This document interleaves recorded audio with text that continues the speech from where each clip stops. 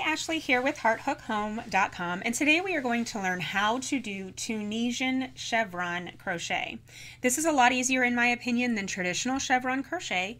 It's fun and it's quick and it goes really fast, and we're going to learn how to do this. This is a free pattern that I have available on HeartHook Home. It's a baby blanket size. You can easily customize the size of this by adding another set of repeats, or 2 or 3 or 4 or 5 or 10 set of repeats. You just keep adding to this foundation chain and it'll be wider and wider. You do that in multiples of 14 stitches. So let's get started and we will work on how to do this Tunisian chevron crochet. For Tunisian crochet, you're going to need to use a Tunisian hook. These are traditionally about 14 inches long. They can be aluminum, or this one is plastic or acrylic, I'm not sure, but as long as you've got a Tunisian hook, you'll be fine. Some of them are the shorter shafts with a cable on them, and that'll work great too, especially if you're doing a blanket that's pretty wide. You're going to want one with a cord on it instead. To start Tunisian chevron, we're going to start with a slip knot, of course, and we are going to do our first row using Tunisian simple crochet. All right. Now, as I stated, your Tunisian chevron, one repeat of the pattern is going to be 14 stitches across. So if you want to have 10 repeats, then you would have 140 stitches, right? We're going to, for tutorial purposes only, we're going to do 2 sets, so we're going to have 14 and 14, so we're going to have 28, and then you always add one more for your foundation row. So we're going to do a chain of 29 for this tutorial.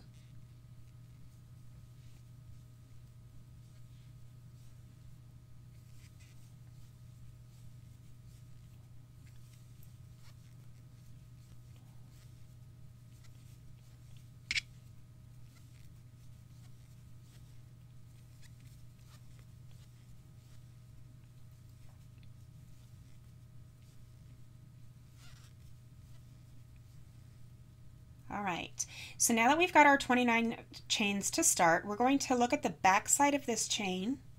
We're going to go into the second chain from the hook, so this one right here where my thumb is. We're going to pull up a loop right in that chain. Now we're going to go into the next one and pull up a loop in that one. And we're going to continue pulling up loops in every single chain until we get to the end of our row.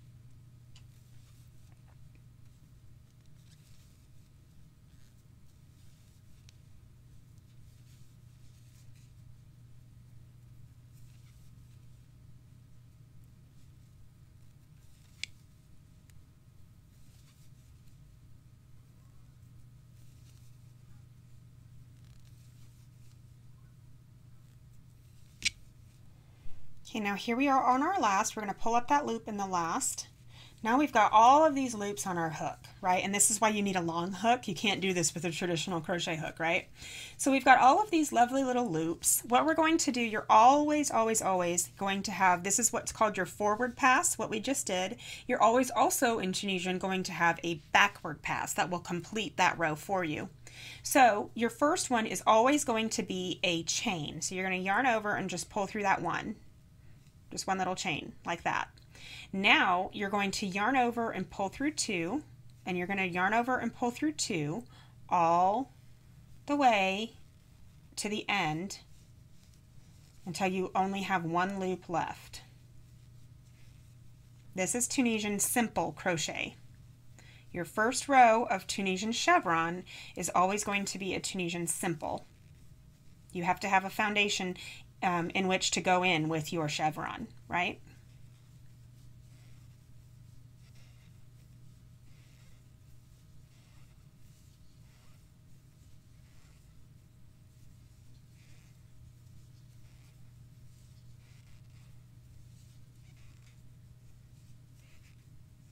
So now when we end this row, we're going to have just this one loop on our hook, and this one you can kind of pull out. If you need to put your Tunisian aside for a while, definitely pull this loop big and maybe even put a stitch marker in it, because if it pulls through, you lose all of this work that you've done for that row. So definitely make sure that you keep that nice and secure. So we're never going to count this very first one. This is going to be our first bar that goes up the side of our blanket, so you're never going to work into this very first one. What you're going to do for your first row of Tunisian chevron, you're going to yarn over and you're going to pull up a loop in this second bar right here. This first vertical bar that's an actual stitch, you're going to go right into just the top part of that stitch, and you're going to pull up a loop. Now since you did your yarn over, here's your yarn over, and then here's the loop that you just pulled up.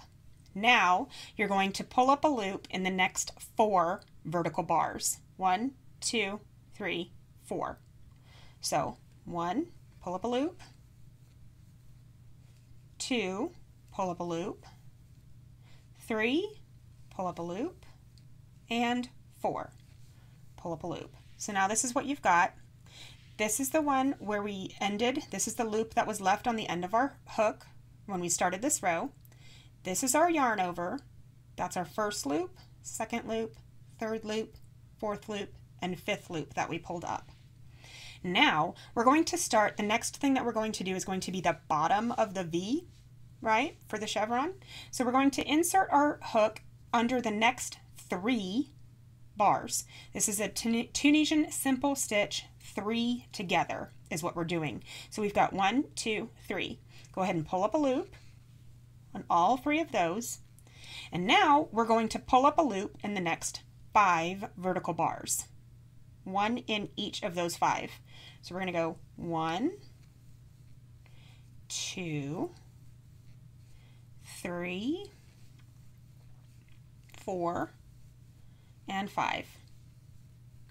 Now we're to where we're going to do the top part of the V, right? So now we're going to increase to make the top part. So we're going to yarn over, go into that next bar, and that's going to be the apex of your V. Now to start going back down the V, we're going to yarn over again and go into the next one. And now we're going to pull up a loop in the next 4 stitches. 1, 2, 3, and 4. Now we're back at the bottom of the V, so we're going to do another of the 3 together. So we're just going to insert our hook under the 3 of these bars, 1, 2, 3, and pull up a loop. And now we're going to go into the next 5.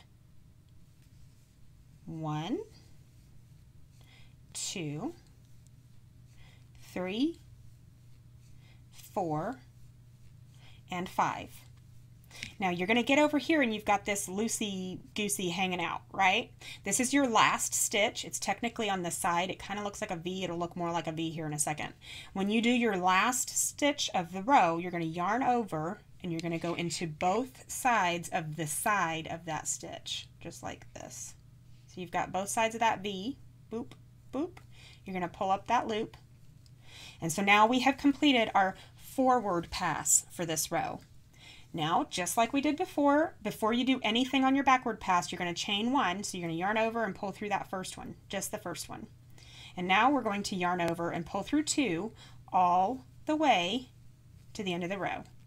Yarn over through 2, through 2, through 2, through 2, all the way.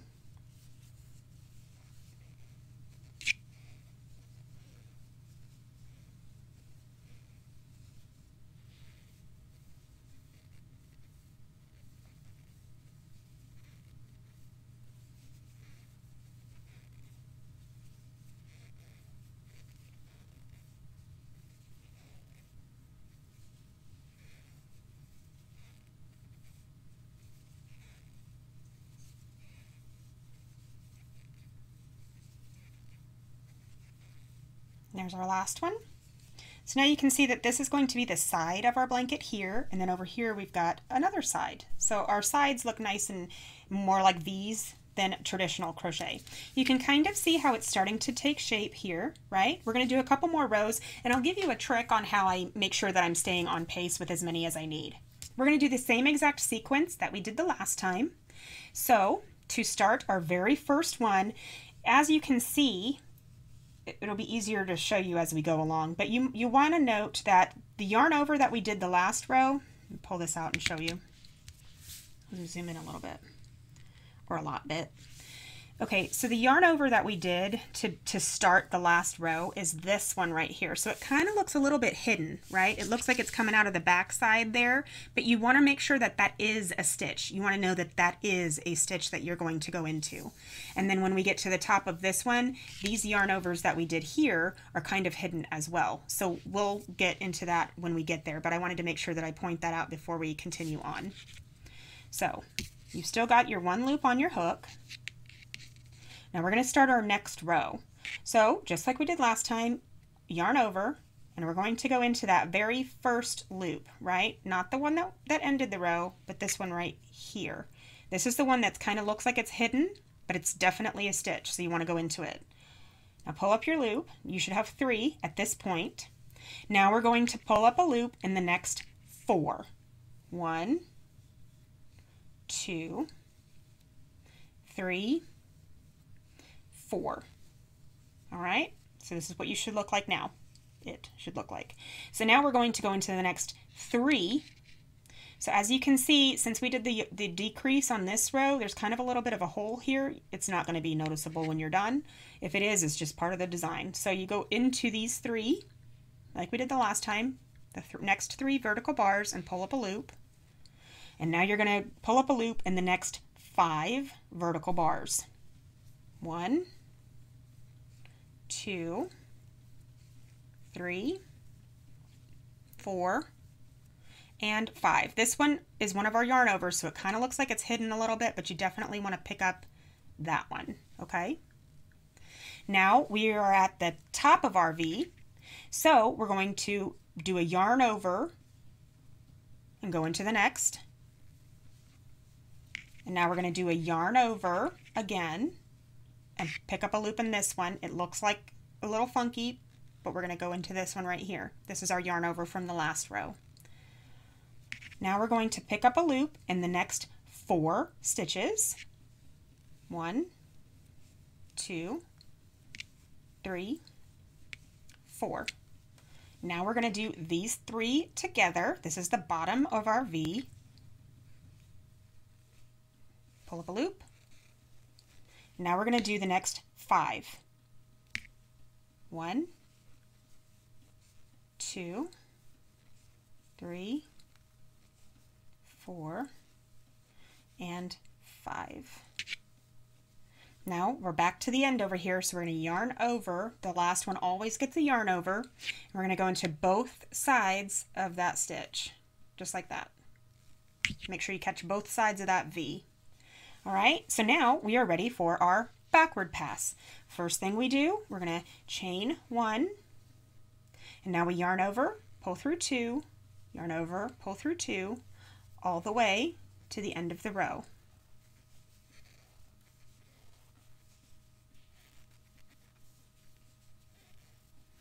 And as you can see, as I'm pulling this back through, you can see that our chevron shape is already prominent, or it will be when I get through this row.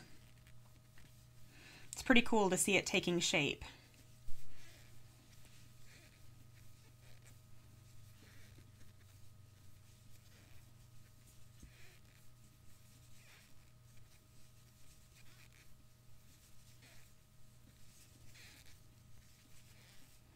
All right, now let's take a look. Tunisian will always curl when you're first starting. Your first row will always curl up a little bit. It helps to go up a hook size, but it's really not completely necessary. It'll work itself out. So you can see we've got down, up, right? So every time we do the 3 together, we create this bottom, and every time when we do the yarn over and go into that one and then yarn over again and go into that one, we're creating this upward part of the V, right? So now that we've got the basics, that what we've done this whole time is what you're going to do the entire blanket. You're just going to continue doing that all the way up until you get it as tall as you want it to be. It's really pretty easy, right? Once you figure out the sequence. Now let me do a row where, as if I were actually crocheting myself, this is how I count to myself in my head, and I think it will help you as well. Instead of remembering the 4 and then the 5 and then the 4 and then the 5, like we've been doing, I'll count out loud how I would count in my head, okay? So we're going to yarn over. We're going to go 1, 2, 3, 4, 5.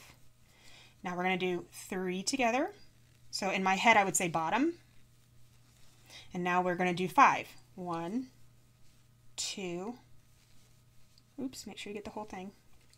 3, 4, 5. Get that one that looks like it's not really. Now we're going to yarn over, and I'm going to say in my head, I'm going to say top, top. So now we're going to start the next 5 to go down, and we always yarn over on that first one. So yarn over, go into that one, say 1, 2, 3, 4, 5. Go through 3. That's a bottom. 1, 2, 3, 4, 5. Now we're going to yarn over and go into that last one like normal. Now I'm going to make a backward pass, and we'll do one more row together. Yarn over through 2 all the way back. This is the fastest part.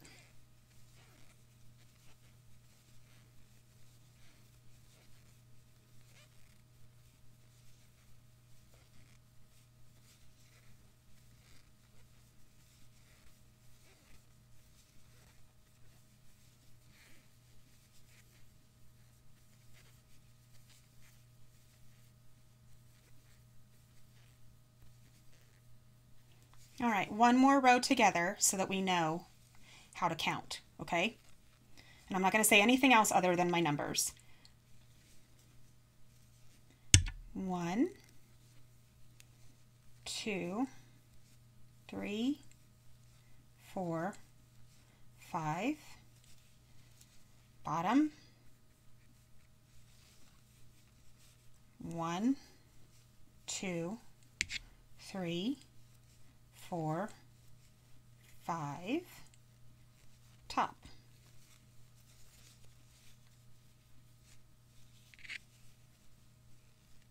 One, 2, 3, 4, 5, bottom, 1, 2, 3, 4, 5, and then the end. So if you remember to start counting that first yarn over as a 1, then you remember that you can count to 5 every single time, and as long as you can count to 5, you know that you have the correct amount of stitches, right? And you're on the bottom part of your V, you're always going to go into those 3 stitches, and it's pretty obvious which ones they are, especially the farther you get on your blanket. Let me finish up this row and we'll look at that together again.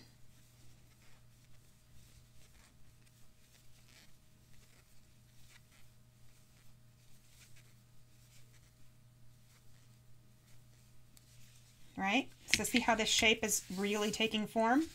I love how you get these ridges. I think it's just gorgeous. You can see it more in the photos of the actual finished blanket. To finish off with this stitch, you're going to go into the first. I don't yarn over on mine when I'm finishing off, but say you're at the end of your blanket and you're ready to finish off and be done. You're going to go into that first bar and slip stitch, go into the next one, slip stitch, go into the next one and slip stitch, until you get to those bottom 3. On the bottom 3, that we do together, I do slip stitch all of these 3 together. So slip stitch all of those together. Now slip stitch till you get to the next bottom. And all you're doing with this is you're just closing off this last row, because otherwise it'll look really holy. So you're just closing off that last bit. When you get to the top, I do not yarn over on the tops. I just continue slip stitching. I find that the difference is negligible. You do want to do it on the bottoms though. So when you get to that next bottom, 1, 2, 3, slip stitch. And then 1, 2, 3, oops, 4, 5, and then go into this last one, no yarn over, since this is the last row, and slip stitch. Now you can clip this yarn over here, and you are completely done with your Tunisian little blanket. Isn't that great? I love the way that it looks, that it's just got that fabulous look to it. Let's look at the finished blanket and take a peek. See how you can tell that all of my bottoms, these are my bottoms where these 3, 1, 2, 3 are going into my decrease. And then at the top, I've done my yarn over here, go into the next one, yarn over, and go into the next one. So this is actually a lot easier than it looks, right? Just remember that your foundation row needs to start with multiples of 14 if you're doing 5 up and 5 down. So 14, 14, 14. So this would be 1, 2, 3, 4, right? So 1, 2, 3 columns wide. And if you want it wider than that, just do another multiple of 14, keep adding to it, and remember to add 1 more for that foundation chain. Then just keep going as high as you want the blanket to be, and you are done. I hope you enjoyed this Tunisian chevron crochet tutorial, and I look forward to crocheting